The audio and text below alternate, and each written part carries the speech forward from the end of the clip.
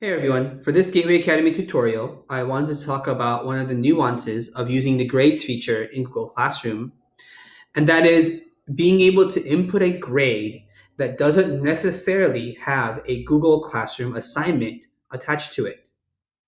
So here we are once again, our sample class and our sample teacher. And if we click on the classwork button, as we did before, we can always go ahead and create something for a grade. Well, what if we don't want to create an assignment for a grade, but we just want to input a grade here? Maybe we gave a verbal quiz.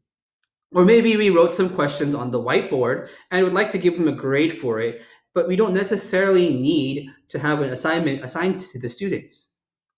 Well, sadly, Google Classroom doesn't allow us to create new columns and input grades as we feel or please. So we have to go and use a workaround.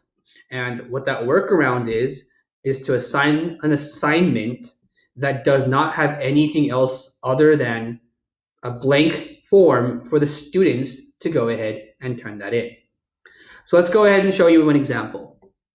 So let's go to classwork and create. Let's create a new assignment. I'm going to say that my students did a verbal quiz with me in class. Let's call this verbal quiz number 1. Okay. For the instructions, I would write completed in class. Please hit mark as done for completion credit. Now, this is just one form of phrasing it, but basically what I'm doing is telling the students to mark this as done so that I may give them the grade they got on the verbal quiz. So for points, it was just a verbal quiz. It was only out of 10 points. Due dates, I'm not going to input a due date because we did it today. However, you may want to put a due date if you want the students to mark this done earlier. And then for topic, it was classwork. Assign. So I may do this in the middle of class. If you notice, it only took me a couple of seconds to really get that form out there. And during class, I'll tell them, hey, I assigned some classwork to you guys. Go ahead and mark this as done. So as a student, let's go see what it looks like.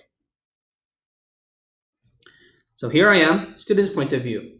So if you notice, the teacher Brian Ying posted a new assignment, verbal quiz number 1. I'm going to go ahead and mark it as done, as my teacher told me to do that, and I'm a good student. So now that's turned in, we can tell the teacher, hey, I hit the turn in button. So let's go back to this teacher's point of view. So here we are in the teacher's point of view again, and if I click on the verbal quiz and view the assignment, the one student here turned it in just like I asked them. So as before, we can go ahead and give them the grade they deserve on this. Let's say that I wanted to add some details back to this. I can always go back to the instructions page and edit the question.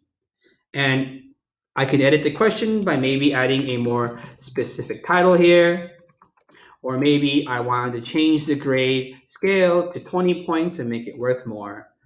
Okay, I can even get rid of the instructions now that the students have completed it and write, this was for the verbal quiz taken in class. Once again, the students have already turned this in, so I can edit this as I please. Going back to the grades tab, you'll notice that now there is a column for that assignment that didn't really have a Google assignment form attached to it.